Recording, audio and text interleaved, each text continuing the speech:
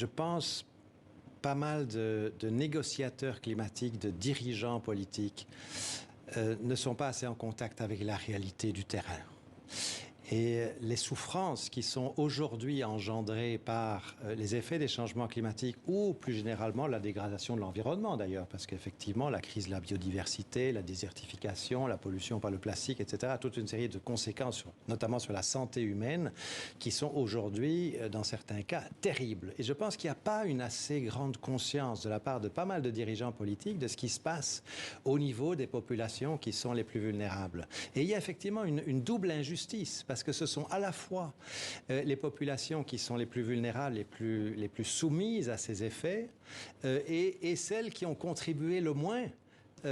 au problème, que ce soit le problème du climat ou que ce soit le problème de la pollution liée à la surconsommation de plastique, par exemple.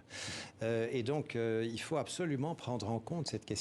questions d'équité beaucoup plus, ce que dit d'ailleurs le dernier rapport du GIEC.